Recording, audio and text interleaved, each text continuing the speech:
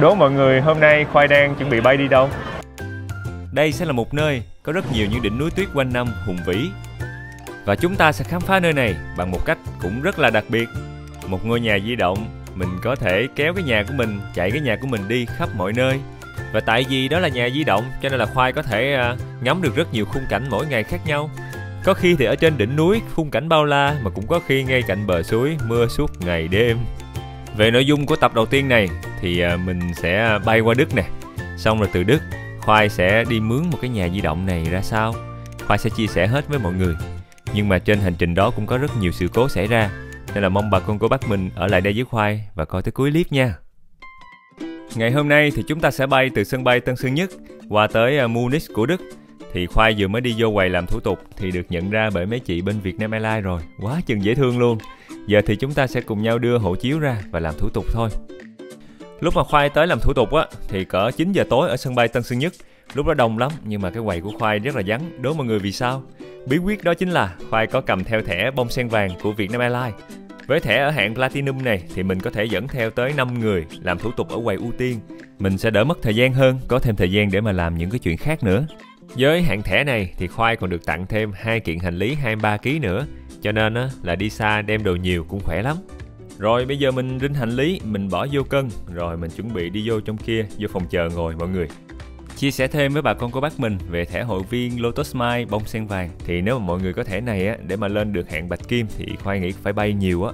Nhưng mà nếu mà mình bay vừa vừa thì mình cũng có thể lên được hạng vàng.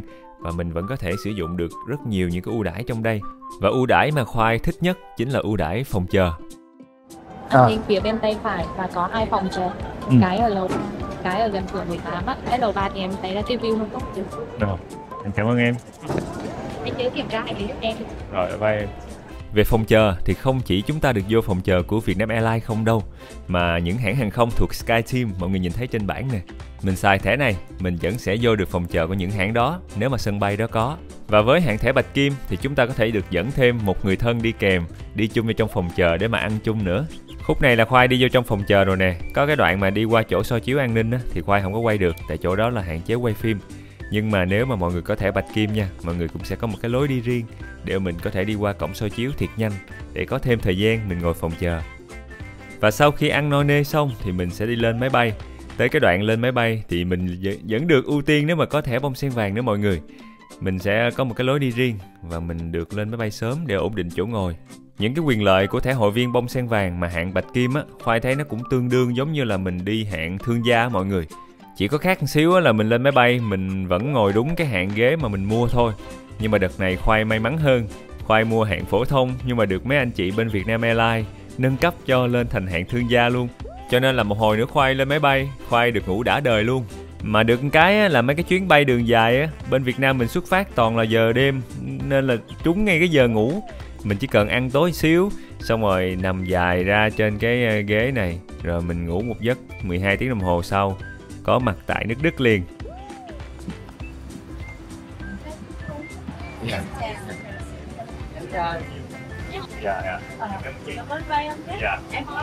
Làm việc em. Dạ chị. Rồi bây giờ mình xuống máy bay và mình làm thủ tục nhập cảnh. Thì Khoai thấy là người ta sẽ hay hỏi mình á là vé khứ hồi nè, rồi lịch trình của mình ra sao, hoặc là hỏi mình lý do nhập cảnh vô châu Âu để làm gì. Mình chỉ cần trả lời đúng sự thật và liền mạch là được. Ở đây mọi người sẽ thấy người ta có mấy cái máy bán vé từ sân bay đi vô trung tâm thành phố. Ở đây thì người ta sẽ có rất nhiều phương tiện để mà có thể đi tới trung tâm thành phố, giống như mấy sân bay khác, xe buýt nè, hoặc là tàu điện, hoặc là mình đi taxi, mà taxi mắc lắm. Còn tàu điện ở đây á, thì mình có thể mua cái vé tàu, hình như là có bán theo vé theo nhóm nè mọi người. Nếu mà mình đi nhóm đông mà dưới 5 người á, mình có thể mua cái vé đó, nó sẽ rẻ hơn. Nó sẽ có một cái bảng hiển thị vậy nè mọi người, nó cũng dễ lắm. Có bản đồ, xong rồi ở dưới đây là có nơi đến, nơi đi. Thì mình sẽ chọn nơi đi, chứ nơi đi của mình là nhà ga, máy bay nè. Xong rồi nơi đến mình sẽ nhập cái ga tàu, tên ga tàu. Excuse me, where do you want to go? Yep. Marienplatz? Yes. I have a ticket for you. Oh, you have, You are this is your ticket? two person? Yeah, 2 person. Okay. It's for group? Yes, I pay This one. This Yeah. is for tomorrow 6 from yet until tomorrow you can Until use tomorrow. it. So yeah, for on destination. Yes, Uh, yes. I paid today Oh, for dạ, sao vậy 5 ta? person. 5 person. You can use it. What, Yes. why don't you use this? Why don't you use? I come. I go to Istanbul now. I don't need it. À, You understand? yeah. Ủa, giờ sao ta? Hay là Ủa, hại là mua sao? lại giúp cổ không có xài cổ nó cổ đi. Nhưng mà mình không cần. Just for one person. 5 person only. Yes.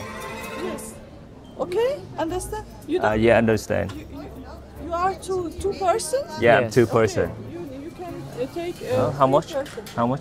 No, it's okay. No, I will give back your money. No, Dạ sao giờ? No, no. it's okay. Okay, you can give me a little bit. I just it's okay. Yes, it's okay. Thank you so much. Bye bye. Trời ơi, ôi kìa. Nhưng mà anh có chắc không vậy? Không, anh không chắc nhưng mà anh thấy chị cũng dễ thương chết rồi sao giờ. Ê mọi người khoai chắc không biết nữa, nếu bị lừa thì chỉ mất có 20 euro. Cũng đáng để lừa, nếu mà không bị lừa thì coi như đây là một người rất dễ thương, tại vì hồi nãy cổ nói là cổ không lấy tiền của Khoai luôn. Nhưng mà anh có nhớ cái vụ mà mình coi ở bên châu Âu người ta hay tặng cái hoa hồng, người ta không lấy tiền, xong lúc sau người ta lại Nhưng mà anh nghĩ nếu mà cổ lừa thì coi như mình mất 20 đô. Mình mất 20 đô trải nghiệm cho cái sự này. Còn nếu mà mình không bị lừa thì là mình để được một cô rất dễ thương định tặng vé cho mình. Mà hồi nãy Khoai mở bóp ra thì Khoai định trả lại cô, nhưng mà Khoai không có tiền lẻ, Khoai chỉ có 20 đô. Khoai đưa cô 20 đô luôn. Đi hỏi thử nhân viên coi vé này vé thiệt hay vé giả.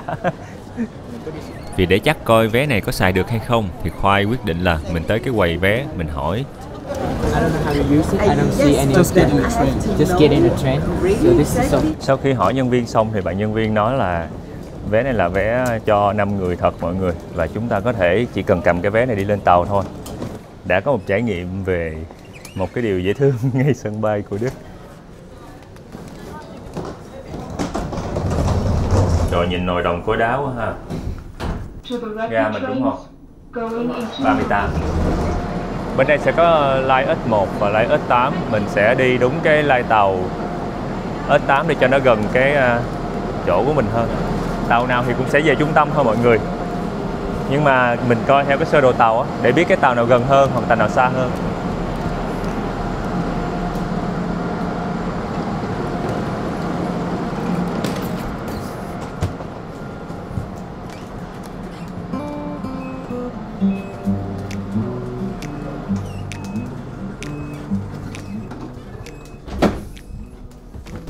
Tàu trống lỏng à, quay một vòng thử coi, không có ai hết. Đang không có chuyến bay hay sao á, nên không có người ở trên tàu nhiều. Với lại đây là cái tuyến cuối nên là tàu người ta sẽ đậu lâu để mà đợi khách đi máy bay xuống khoảng tầm 50 phút gì đó thì tàu mới bắt đầu chạy. Không buồn ngủ mọi người, vì ngày hôm nay á Khoai rất may mắn vì Khoai ngủ được trên máy bay. Trời, chắc là Khoai sẽ phải đổi hướng ngồi rồi. Thứ nhất là cái chỗ này á là đang chạy lùi, vì khi mà chạy lùi như vậy thì cảm giác nó không tự nhiên bằng mình ngồi bình thường. Bởi là bên đây nắng quá, phải xin phép được né qua bên kia. Tàu ngày hôm nay á trống lỏng mà có 1-2 khách nên là ngồi thoải mái luôn. Không biết trời xui đất khiến sao mà nhìn ra ở ngoài cửa sổ á, Khoai thấy toàn là mấy cái cánh đồng trồng bắp bao la bạt ngàn. Gặp cái đứa thèm bắp như Khoai á, tự nhiên cái thấy nhớ Việt Nam quá chừng. Tàu mà từ sân bay về lại trung tâm thành phố thì rất là hiện đại và có nguyên một cái màn hình mà mình có thể nhìn vô trong đó để mình biết cái ga mình đang đi tới là ga gì. Mà có một cái rất dễ thương mà Khoai thấy trên mấy cái đường ray xe lửa ở đây á là nhiều bông nở lắm. Bây giờ là cuối mùa hè, đầu mùa thu nên là nắng chiếu xuống mấy cái bà bông này bà nở tươi rói luôn. Cái dịp Khoai đi thì cũng được coi là một trong những cái dịp mà thời tiết bên đây đẹp nhất. Nắng vẫn còn nhiều, thời tiết vẫn còn ấm ấm, nhưng mà chuyển dần sang thu vẫn có những cái đợt gió mát mát lạnh lạnh. Nên là đợt này Khoai rất là trông chờ mình sẽ có một cái chuyến đi đầy nắng ngập tràn. Trời ơi, ngồi mơ màng xíu thì chúng ta đã tới được trung tâm của thành phố Munich rồi. Và Khoai sẽ đổi qua một cái chuyến tàu khác để mà mình đi tới cái chỗ ở của chúng ta ngày hôm nay. Chỗ này thì cách trung tâm thành phố Munich đâu đó cỡ khoảng 15-20 phút đi tàu, cũng không xa lắm. Nhưng mà được cái khung cảnh nên thơ nó ngoại ô nó đỡ chật chội hơn ở trung tâm.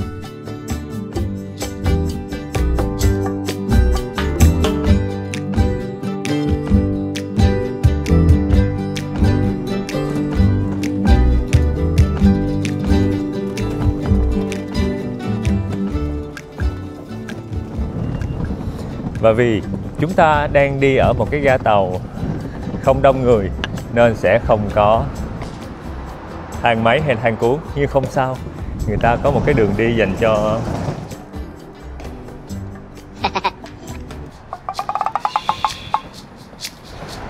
anh nghĩ là một cái vali thì dễ mà hai cái thì nó không biết nữa, không biết nữa, không. Thường thì mấy cái bến tàu này lúc nào cũng có thang máy hết trơn, nhưng mà không hiểu sao cái bến này chắc là ít người đi quá nên người ta không có thang máy, nên là mình phải xách hành lý đi lên đi xuống mấy đợt. Nhưng mà đợt này mọi người thấy Khoai đem nhiều hành lý không? Khoai đem tới 3 cái vali, tại có nguyên một cái vali trong đó là để đồ ăn đặc sản rồi gia vị Việt Nam. Khoai đi cái chuyến này tới 2 tháng lận nên là phải đem nhiều đồ ăn Việt Nam chứ không là nhớ nhà xỉu. đi bộ thêm khoảng 5 phút nữa là tới nhà. Thời điểm Khoai đi là giữa tháng 9 là bắt đầu sắp sang mùa thu rồi, thời tiết mát mẻ, mấy cái cây nó vẫn chưa có đổi lá nên là vẫn còn giữa mùa hè với mùa thu mọi người, nên xanh mát đã lắm. Khoai là Khoai rất thích cái kiểu mà mình đi du lịch xong rồi mình đặt một cái nhà hoặc là một cái căn hộ nào đó để mình ở. Tại vì cái cảm giác là mình sẽ được sống trong một ngôi nhà bình thường chứ không có giống là sống trong một khách sạn á. Nên là đợt này cũng giống vậy, Khoai cũng đặt một cái căn hộ dịch vụ và Khoai đang đi tìm số nhà mọi người. Sau khi đặt xong thì chủ nhà thường sẽ cho Khoai một cái địa chỉ, một cái số nhà, nên là mình cứ đi lang thang rồi nhìn số nhà thôi. Mới vừa qua bên đây còn lạ nước lạ cái nên là Khoai nhìn giáo giác hết trơn. Và đây chính là nhà mà chúng ta sẽ ở khoảng 2-3 ngày tới. Ồ, gió dữ. Thế mọi người thấy đường này đẹp không? Kiểu hàng rào người ta cũng làm bằng mấy cái cây chứ ít khi xi măng. Xong rồi mấy cây cao hai bên đường, gió thổi xào xạc, xong rồi nắng chiếu xiên xiên nữa. Tự nhiên thấy đẹp quá trời. Chị chủ nhà nhắn tin cho Khoai nói là nếu đứng trước nhà rồi thì hãy vô bấm chuông một cái, lắc cái bell thì chị sẽ ra mọi người, lắc cái chuông á. Tại chị không hiểu nữa, mình cứ làm theo chị chủ nhà thôi. Cái chuông nằm đâu? À đây nè. Phải không? Chuông gió mà. Chắc là đúng rồi. Phải không? Sao thấy sai sai xuống? Phải có một cái nút nào bắn. À đây nè.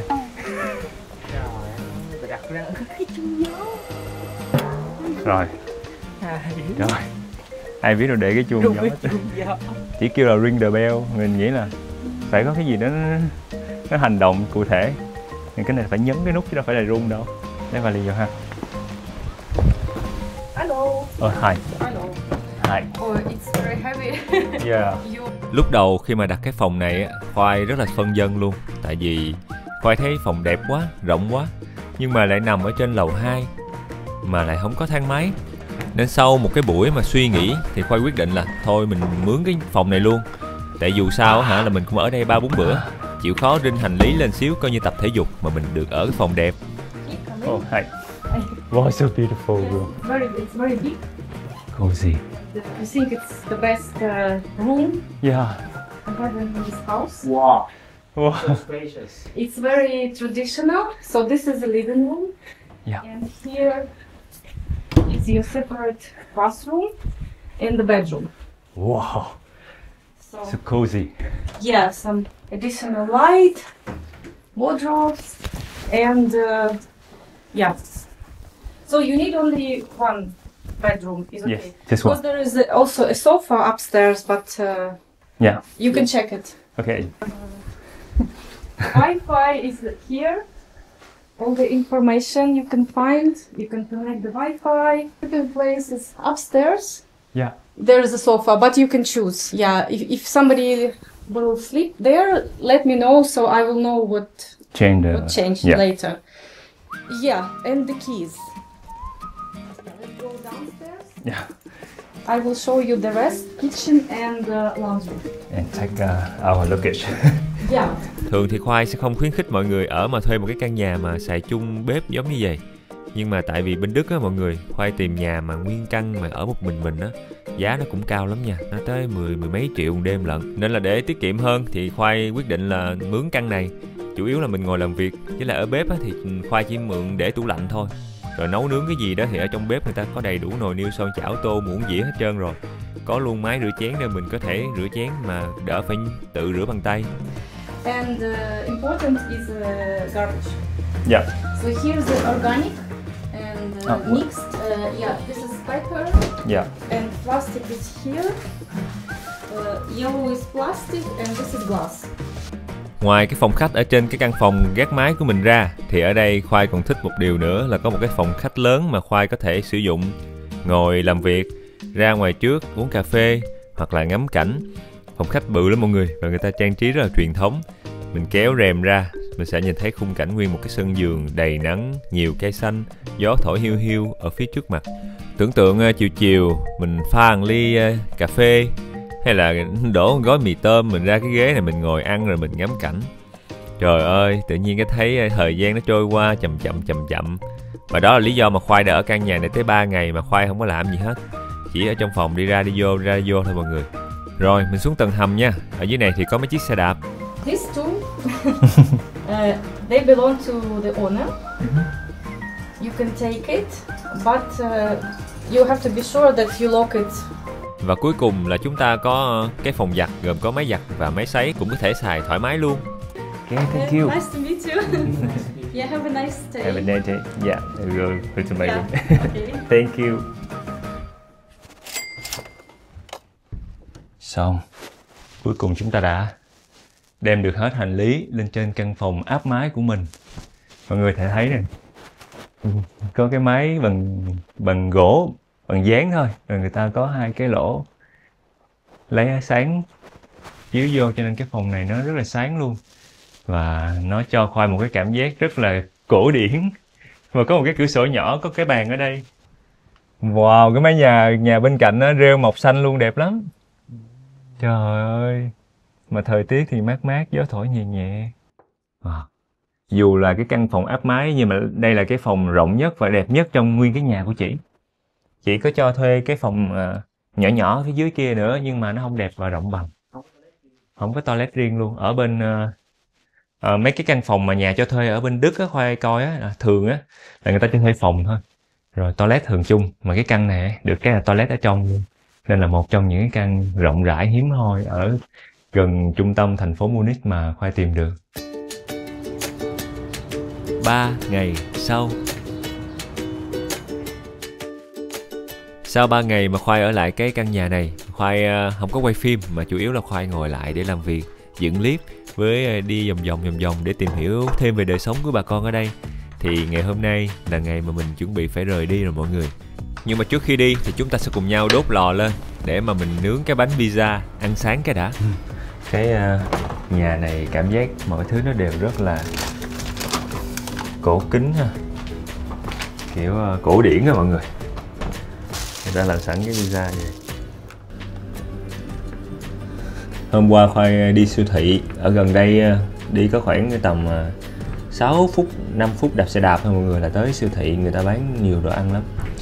Nhưng mà tại vì làm biếng nấu ăn á, tại gia vị các kiểu, nên là quyết định là mua mấy cái bánh pizza với lại mua mấy cái bịch phô mai để lên trên mặt như vậy. Tại vì Khoai nghĩ là chắc là nhiều phô mai thì nó sẽ ngon.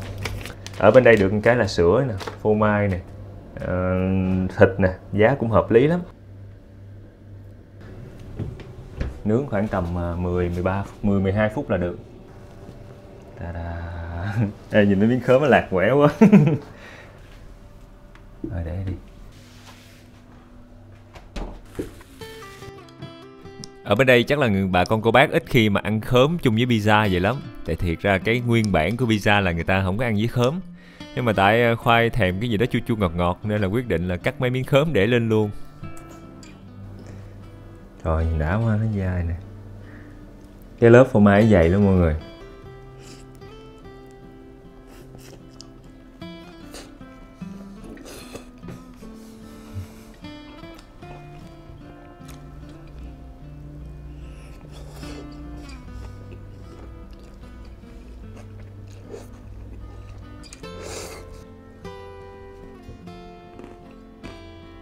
Bánh pizza đông lạnh á, nên là cái vỏ bánh nó không có đặc biệt, nó cũng bình thường. Nhưng mà nó ngon vì khoai bỏ nhiều phô mai á, béo, nó thơm, nó kéo sợi. Mình sẽ uống bột sủi thanh nhiệt. Xé ra. Ai mà dễ bị nhiệt miệng nè, nóng trong người á, thì mọi người có thể tham khảo nha. Ui. Khoai mời mọi người nha. Thơm mùi chanh.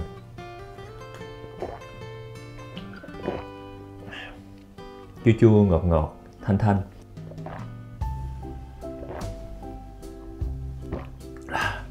Giờ thì chúng ta sẽ cùng nhau đem hành lý xuống và đi qua cái chỗ thuê xe nha.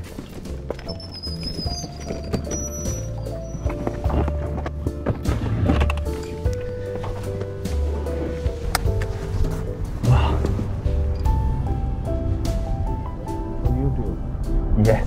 Yeah. Bây giờ thì chúng ta đang cùng nhau trên đường đi tới chỗ cho thuê xe RV, là cái kiểu xe nhà di động mọi người. Cách chỗ mà Khoai đang ở khoảng tầm 40 phút, 30 phút lái xe.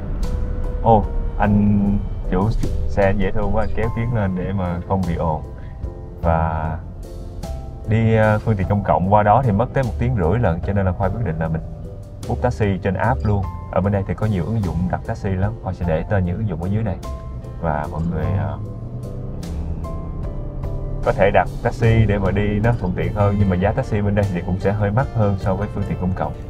Tổng độ dài đoạn đường taxi mà hôm nay Khoai đi á, là đâu đó cỡ 24-25 cây số, và số tiền mà mình phải trả là khoảng từ 30 cho tới 50 euro tùy vào thời điểm.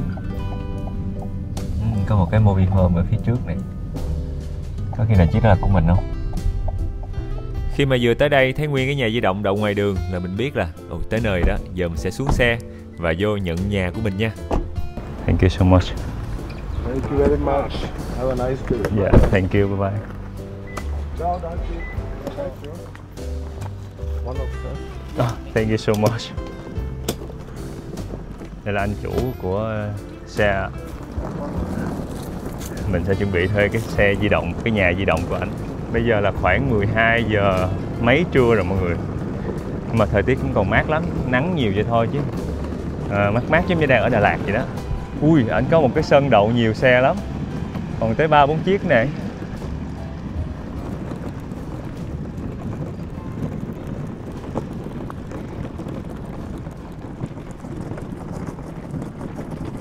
Chiếc nào là chiếc của mình đây? Ơi, cũng còn mới quá ha. Yeah, this is our RV car. Yes. Yes. Wow, it's a new. Yes. Nevertheless, it has damage on the top. Yeah. I show you. Maybe you want to put all inside first. Yeah.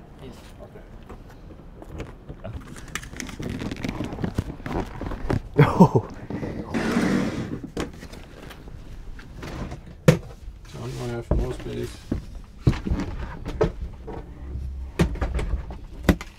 Okay.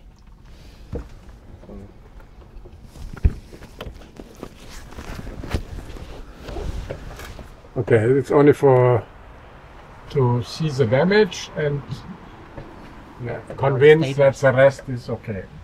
Yeah. Sao anh thấy nó hư gì đâu Su? Đây này anh. Oh, here. Yeah. Cái này là bị hư sẵn rồi. So this Là one do has người to ta be chạy replaced bị đụng cái chiều cao trần giới hạn. in the winter time. Nên là mình lên quay mình làm bằng chứng trước. Chú nó dễ thương quá. Chú báo cho mình biết cái xe bị hư ở đâu, để mà mình có thể lên tự kiểm tra trước. Một kinh nghiệm khi mà đi thuê xe ở bên này mọi người, là nhất là những cái nhà di động vậy, mình phải kiểm tra kỹ nha.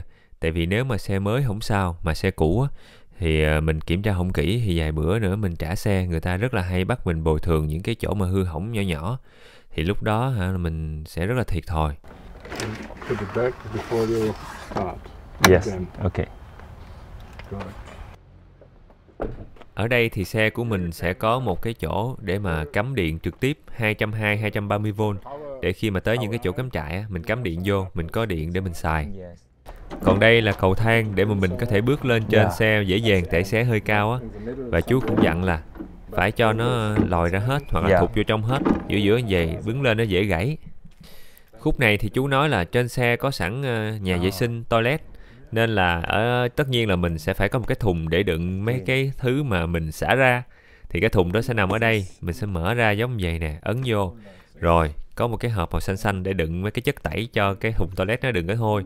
Rồi mình sẽ nhấn vô đây, mình kéo cái thùng toilet nó ra. Rồi chú sẽ mở ra cho mình coi trong đó có gì. Thường thì khi xài thì trong đó sẽ có mấy cái ý ị. Yeah. And you bring it back clean and empty. Yes. So empty and clean. Push it until it's locked. Since we have now rather good weather, but when you go to Austria or Switzerland, you have mountains and it could come cold. You have here 2 bottles with gas for heating. Heating and warm water. For usage, I open it now. Okay. It became empty. It switches automatically to the second one. So we close it, and the best is nothing to do, nothing to change.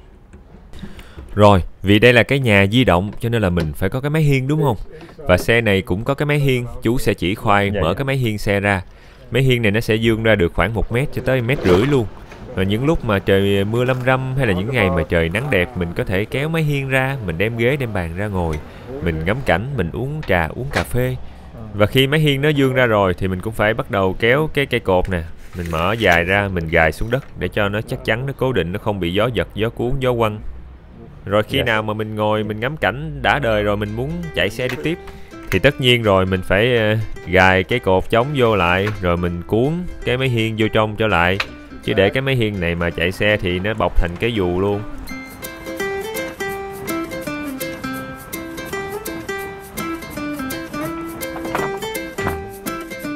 Ở trong xe sẽ có sẵn một cái bồn chứa nước sạch, thì mình sẽ tiếp nước vô cái bồn đó ở chỗ này. Bồn đó có thể xài cho nước cho nhà vệ sinh nè, nước cho bồn rửa mặt, hoặc là nấu ăn, rửa chén các kiểu, chung một cái nước này luôn. Diesel only.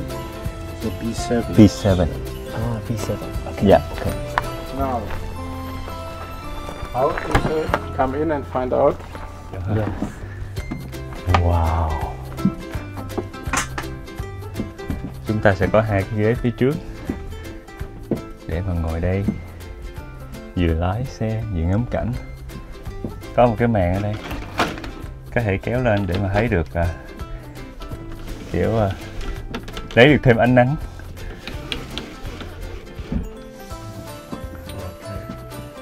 This is the main power.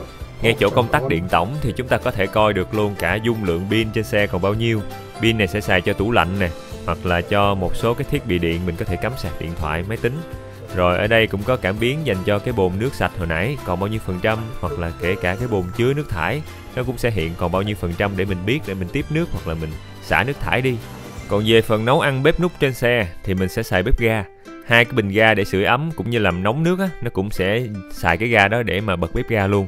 2 bình đó nếu mà xài để nấu ăn thôi á thì nửa tháng cũng đủ, nhưng mà nếu mà xài để sưởi ấm, nấu nước nóng nữa thì nhiều khi tuần lễ là hết trơn hết trọi rồi.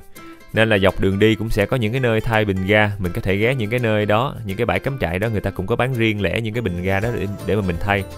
Ngay cái chỗ cầu giao tổng này cũng sẽ có một cái núm dặn, mình dặn để điều chỉnh là hệ thống sưởi trên xe hoặc là hệ thống làm nước nóng. Và ở đây là giường ngủ. Cái giường này ngủ được 3 người luôn, nhưng mà ở trên xe này có một điều đặc biệt là mình có thể ở được tới 4-5 người. Là đố mọi người vì sao những giường này sao mà ngủ được 5 người đúng không? Là vì có một lý do khác, mình chỉ cần quay lại sau lưng, mình sẽ có một cái hệ thống giường ẩn ở trong cái khu vực mà mình ngồi làm việc này. Chỉ cần kéo cái lẫy ra, sau đó mình hạ cái giường xuống thì nguyên cái giường này mình sẽ ngủ được thêm 2 người nữa. Tất nhiên là chỗ ngủ này được cho 5 người, nhưng mà quy định là xe này chỉ chạy chở tối đa 4 người thôi mọi người. Tại vì chỉ có 4 cái ghế có thắt dây an toàn. Too bad. Okay. Probably you won't use it. Yeah, maybe. Maybe. Okay. So it locks on both sides.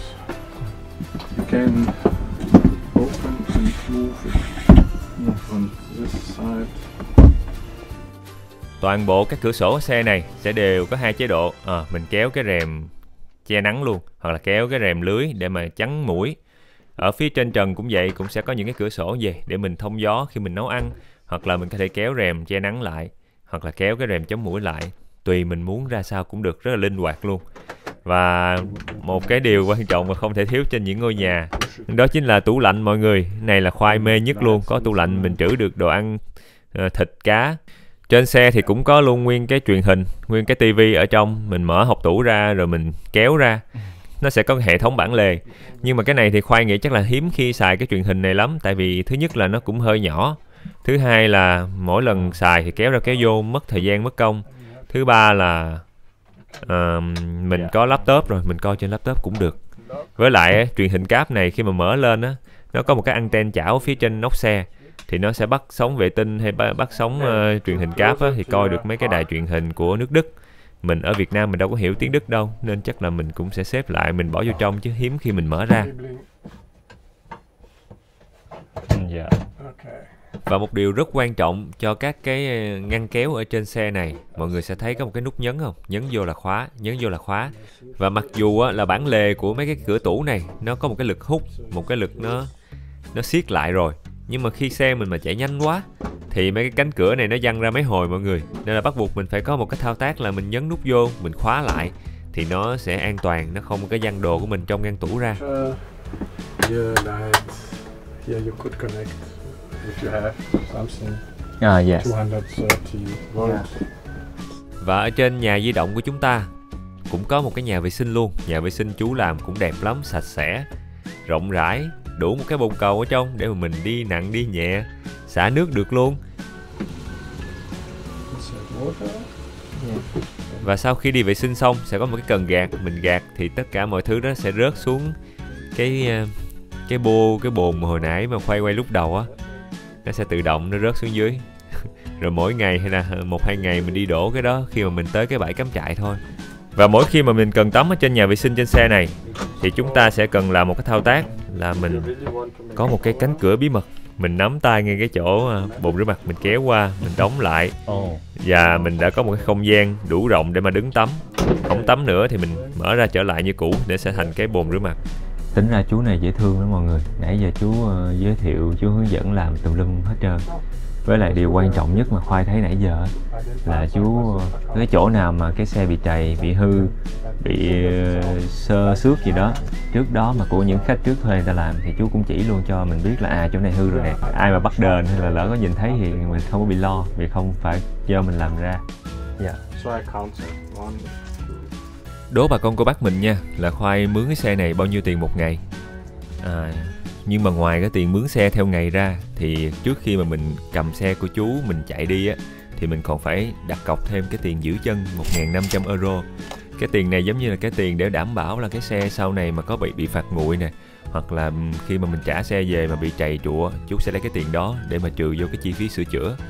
Và cái giá tiền thuê cái xe này là từ 130 euro cho tới khoảng 160-170 euro một ngày, tùy theo thời điểm.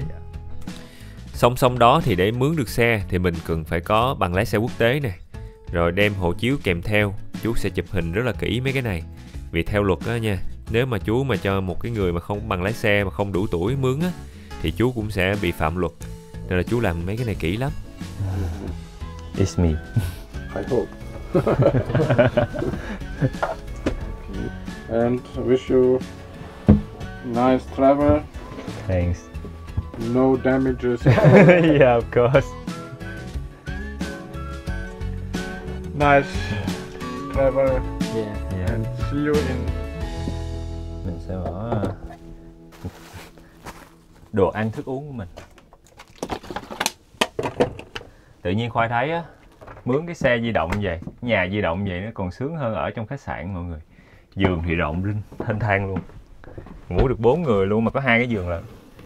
Xong rồi mình có thể đậu ở rất nhiều nơi và có view đẹp khác nhau. Tất nhiên là luật ở đây là người ta chỉ cho mình đậu và ngủ qua đêm ở những cái bãi được phép thôi nha mọi người, chứ không phải là mình muốn ngủ ở đâu là ngủ ở đâu. Mình có thể đậu lại ở nhiều nơi, nhưng ngủ thì phải ngủ qua đêm ở nơi được cho phép. Nên là thường mình phải thuê mấy cái bãi cắm trại để mình đậu lại qua đêm. Giờ thì chúng ta sẽ khởi hành thôi. Cái này mà cả gia đình mà 4-5 người được luôn á. Ở là đã.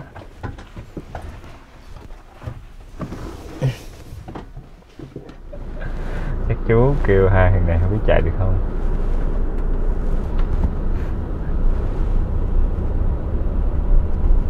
Trời ơi, xe này bự quá, lái được thì Cảm giác của em bây giờ ra sao? lo lắng lắm anh ơi. Không biết nữa, tại thấy nó ví dụ như là xe mình nó ngắn nó nhỏ đúng không? Cái gì vậy? Rớt cái cặp ngã hay sao? Đấy là xe mình ngắn nhỏ nó còn đỡ, còn cái này xe nó giòn lòn à. Ôi đẹp quá à. Xanh mướt vậy? Trời ơi, cây bông hai bên nè. Ủa sao bông nó chọc đều quá vậy? Bông hướng dương. Rồi xa xa có mấy cái nhà nữa. Quá đẹp luôn. Mấy hôm nay mà ở Munich á, Khoai đi một vòng thành phố thì Khoai thấy chỗ nào cây cối cũng nhiều hết á. Rồi người ta đi xe đạp cũng nhiều nữa. Cây cổ thụ bự bự không à, mà xanh mướt. Khoai nghĩ tầm 1 tháng nữa mấy cái cây này đổi lá, bắt đầu vô mùa thu á chắc là đẹp lắm. Thì mình đi Thụy Sĩ khoảng tầm gần nửa tháng thì mình quay về. Lúc đó chắc cây vẫn chưa đổi lá đâu. Xong rồi Khoai kết thúc cái chuyến mà đi Thụy Sĩ này thì Khoai sẽ bay lên Đan Mạch rồi qua Iceland. Là còn tới cả tháng trời ở châu Âu lận, háo hức quá chừng. Mà Khoai nghĩ là mình cũng sẽ toàn đi xe RV, xe kiểu nhà di động vậy nè. Khởi hành cho series mới trên kênh Khoai lang thang, chúng ta sẽ có những hành trình đi khắp thế giới bằng mấy cái nhà di động. Rồi, ê, cái cao tốc này chạy nhanh dữ vậy? Ê, người ta lướt đi qua một cách khủng khiếp luôn á. Nhanh như vậy mấy anh mấy chị ơi. Nhanh như vậy. Đường này là cho chạy 120 km/h và xe chúng ta đang chạy với tốc độ gần 100 km/h. Nhưng mà Khoai cảm giác là mấy chiếc xe phía trước Khoai người ta chạy chắc phải 140, 150 luôn á. Tại người ta lướt qua mặt mình nhanh dữ lắm. Đó, mình đang chạy 100 km/h mà ta lướt qua như vậy cỡ nào chắc phải 130, 140, 150 á.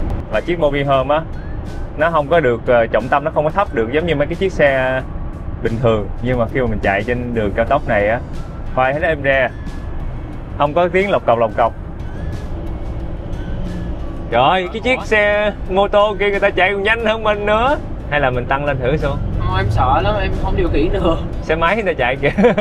Mà đi cái xe này sợ quá trời. Xe của Khoai đang thẳng tiến tới thị trấn Garmisch-Partenkirchen, một thị trấn mà giáp ranh giữa Đức và nước Áo. Và thị trấn này nằm ở bên lãnh thổ của Đức. Ngày mai thì Khoai sẽ đi qua Áo chơi 1-2 ngày, xong rồi Khoai sẽ qua Thụy Sĩ sau. Mình cứ thẳng tiến về cái dãy núi phía trước. Dãy núi rất nổi tiếng ở châu Âu, đó là dãy Alper theo cái phiên âm tiếng Việt của mình. Đây là một cái dãy núi mà trải dài và là biên giới của nhiều quốc gia ở châu Âu.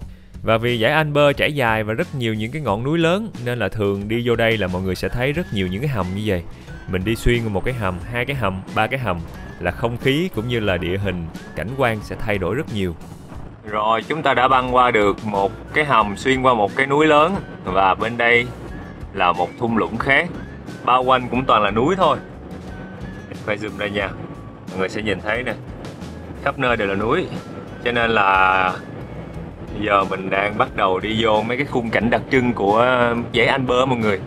Là thường sẽ là những cái dãy núi cao, xong rồi những cái thung lũng nhỏ nhỏ ở giữa. Và mùa hè nè, mùa thu á, thì mấy cái cánh đồng cỏ ở giữa những cái dãy núi này, thung lũng này nó sẽ xanh mướt.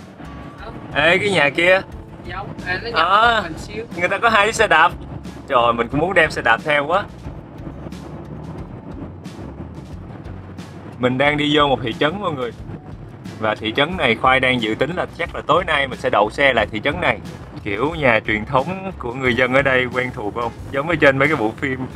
Mà chỗ này chưa phải là Thụy Sĩ đâu mà đã đẹp như vậy rồi. Chỗ này vẫn còn đang là lãnh thổ của nước Đức. Trời ơi, cái hàng rào nè.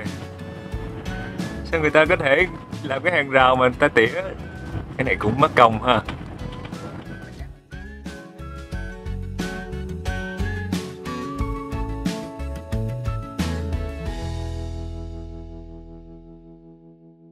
Mà nhìn nắng vậy chứ mát mẻ lắm.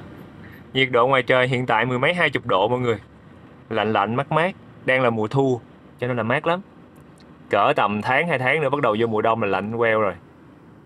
Kiểu thấy người ta đi bộ buổi chiều xong rồi từng cặp. Bởi thấy cuộc sống ở đây tự nhiên nó lãng mạn sẵn rồi mọi người. Ai cũng nắm tay đi bộ đi dạo, xong một khung cảnh xung quanh thì lãng mạn, nắng thì dịu dịu, xong rồi nhiệt độ ngoài trời mười mấy độ C. Khoai đang suy nghĩ tới việc tối nay mình sẽ ăn gì. Khoai nghĩ chắc là mình sẽ cùng nhau đi vô siêu thị coi có cái gì rồi mình mua cái đó. Mình có thể có bếp ở đây, bếp ga đàng hoàng luôn, thì mình có thể mua thịt bò nè, làm beef steak, hoặc là mua thịt để mà nấu mì ăn đơn giản cũng được. Rồi có salad, mình trộn xíu salad ăn cho nó có rau. Hôm nay là ngày đầu tiên trên chiếc xe này nên là Khoai nghĩ là mình sẽ làm gì đó nhẹ nhẹ thôi, để làm quen với hệ thống bếp nút ở trên xe trước đã. Thiệt sự luôn á, Khoai bắt đầu thích nơi này. Chắc là phải sắp xếp một chuyến nào đó dẫn gia đình đi du lịch bên đây, dẫn mẹ đi để cho mẹ nhìn thấy khung cảnh đặc biệt. Mà mùa này mình đi đang là mùa đẹp nhất nữa. Nếu mà đợi chắc phải đợi 1 năm nữa. Trời ơi, đẹp quá vậy. Rồi, mà ý là người ta đứng ở dưới đó người ta câu cá luôn anh. Đảo ha. Bên tay trái thì người ta đang đạp xe đạp kìa.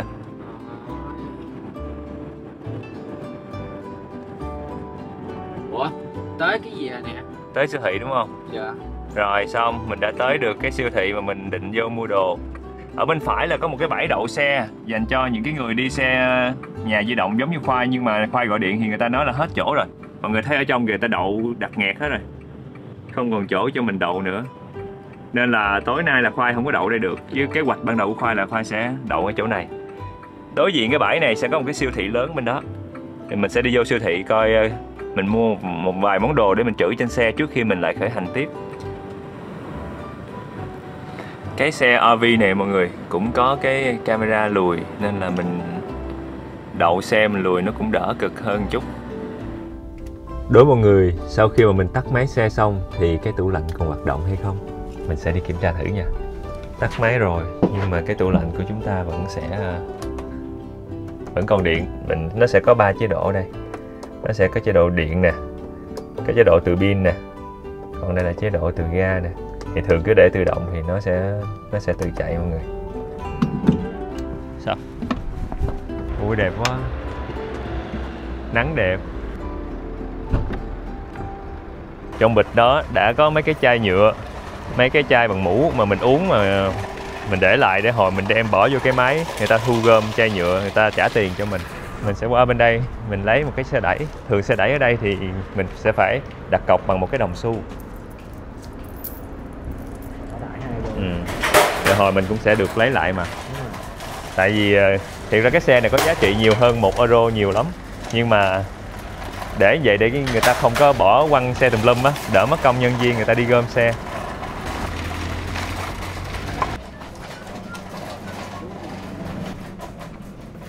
Rồi thử nha. Ôi chai này không được. Hình như chai này không được. Được 0,25 euro. Ôi là cũng nhiều tiền á, là cũng gần 10.000 tiền Việt Nam. Chai này không được mọi người. 2 chai Coca-Cola này là không được, chắc là phải đúng cái chai mới được. Thử ra luôn. Rồi. Được 25 euro, lát nữa đi ra kia đổi tiền.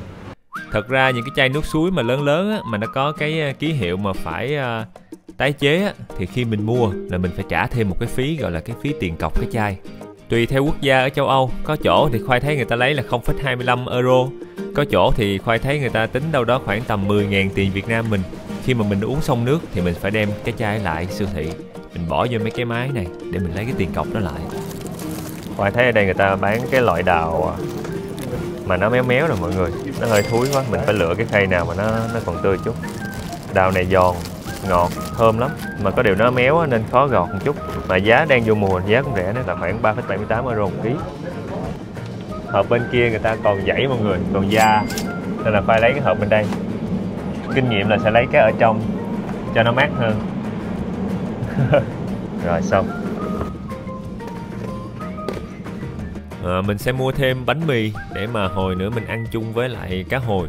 Thiệt ra ngày hôm nay là cái ngày đầu tiên ở trên nhà di động nên là Khoai sẽ mua mấy cái đơn giản. Mình nấu ăn đơn giản kiểu áp chảo rồi mình ăn nhanh gọn thôi mọi người. Ngày mai ngày mốt mình bày ra mình nấu sau. Ở bên này thì quầy bánh mì lúc nào cũng hết sớm hết. Đi khoảng tầm chiều chiều như vậy là không có còn để mua. đồ ở đây á, mọi người sẽ thấy nó có cái nhãn ở dưới nè, A, B, C, D, E, là cái chữ A có nghĩa là tốt cho sức khỏe, giá trị dinh dưỡng các kiểu. Cái điểm mà dinh dưỡng nó tốt thì mình ưu tiên chút. Nãy giờ Khoai mua nha, cá hồi, cái này là B. Ủa, cá hồi bên đây là A. Hai hộp cá hồi của Khoai mua là hai cái gia vị khác nhau.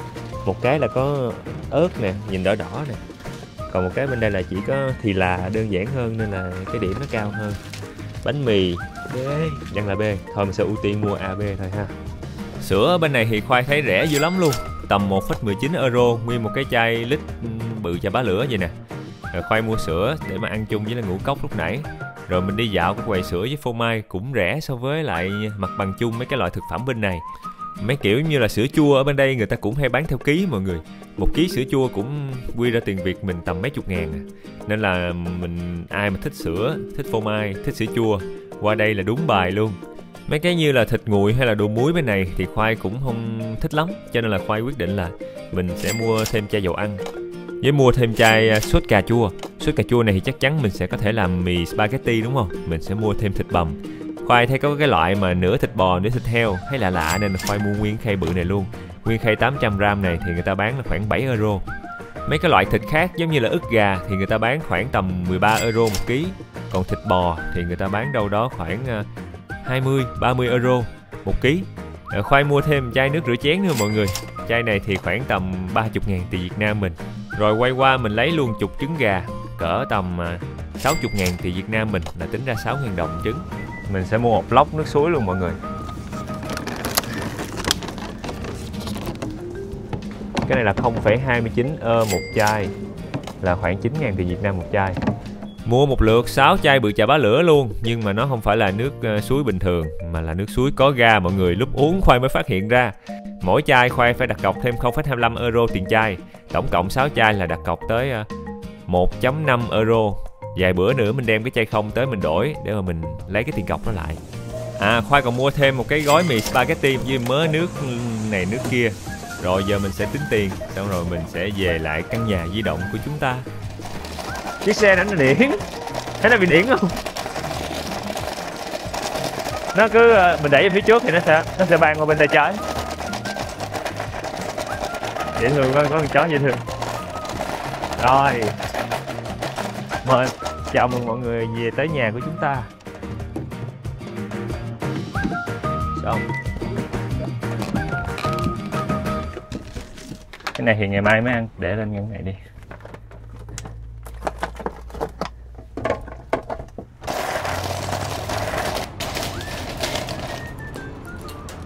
Rồi gài vô, tiền của mình lấy ra. Rồi bây giờ thì chúng ta sẽ cùng nhau mình rời khỏi nơi đây, kiếm một cái chỗ nào đó đậu xe lại, nấu cơm chiều. Thường mấy bãi đậu xe ở siêu thị này người ta sẽ có camera giám sát á, người ta chỉ cho mình đậu trong một cái khung giờ giới hạn thôi. Đậu mà dư giờ ra hoặc là đậu qua đêm á, người ta sẽ phạt tiền mình. Nên là mọi người vô thì nhớ để ý cái bảng để người ta coi giới hạn cho mình đậu nhiêu nha. Ở bên Thụy Sĩ mà Khoai đi sắp tới á, có những bãi đậu xe người ta cho đậu có 45 phút mà. Kiểu không kịp mua cái gì luôn á. Giờ mình sẽ rời khỏi siêu thị, mọi người sẽ thấy đối diện siêu thị có nguyên một cái bãi đậu xe nhà di động, đông người ta đậu ở trong đó lắm. Và cái chỗ này á là cái chỗ mà Khoai dự tính là ở qua đêm đó, nhưng mà cuối cùng thì Khoai đặt gần ngày quá người ta không còn chỗ nữa. Nên là Khoai quyết định là thôi mình cứ lang thang, mình kiếm một cái bãi đậu tự do bên ngoài. Ở bên Đức thì có rất nhiều bãi đậu xe miễn phí, chủ yếu là gần quốc lộ hay là đường cao tốc á, để cho mấy bác tài đi xe tải hoặc là đi nhà di động, những người chạy đường dài có thể ghé vô nghỉ ngơi. Và vì đây là ngày đầu tiên xe của mình đã đầy đủ nước, đầy đủ điện, cũng không có nhu cầu xả nước thải nữa, cho nên là mình cũng không cần phải đi vô trong mấy cái bãi đó làm gì. Mình chỉ cần đến một cái bãi cắm trại miễn phí là được. Mà thường thì Khoai thấy bên Đức có nhiều bãi cắm trại miễn phí nha. Còn mà đi qua Áo hay là Thụy Sĩ thì kiếm mỏi mắt cũng không ra luôn. Bên đó nếu như Khoai không có nhầm á, thì bên đó có một cái luật riêng dành cho nhà di động và khách du lịch giống vậy. Nên là thường là mình phải đậu ở trong những cái bãi đậu dịch vụ, và mình phải đóng thêm cái thuế giống như là thuế cho khách du lịch đó mọi người. Nên là người ta cũng không có làm nhiều cái bãi đậu miễn phí dọc đường dành cho nhà di động giống như là ở bên Đức đâu. Vậy nên là ngày hôm nay Khoai quyết định là mình sẽ không có qua bên kia biên giới, mình sẽ ở bên đây nước Đức để mình tận dụng đậu cái bãi miễn phí bên này.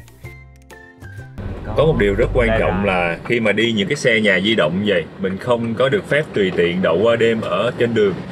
Vì theo luật tùy nước nha, thì có rất nhiều nước ở châu Âu người ta cấm cái việc đó.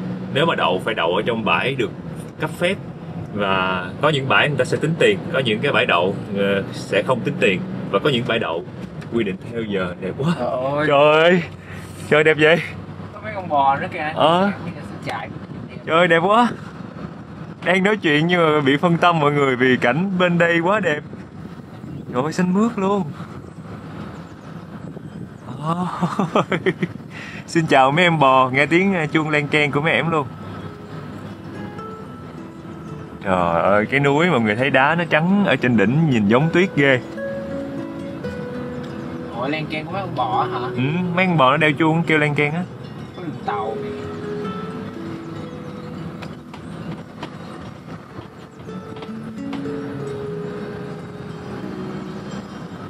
Cái gì mà đẹp dữ ta.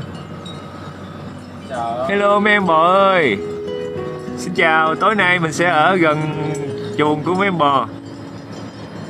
Ủa, đây có sân bay. Ở bên đây có mấy cồn nữa nè. Vậy hả?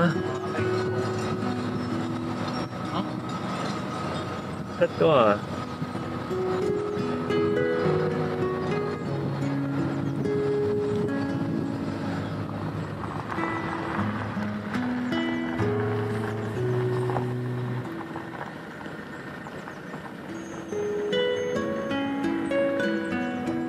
Xả nước nó hay gì. Rồi mình sẽ đậu ở đây và ngắm nhìn ra được nguyên một cái cảnh hoàng hôn thiệt đẹp trước mặt. Trời đẹp quá vậy. Đẹp quá. Một cái nhà di động và khung cảnh phía trước mặt. Mời bà con cô bác mình ngắm hoàng hôn với Khoai nha. Không có từ nào để diễn tả khung cảnh này luôn á.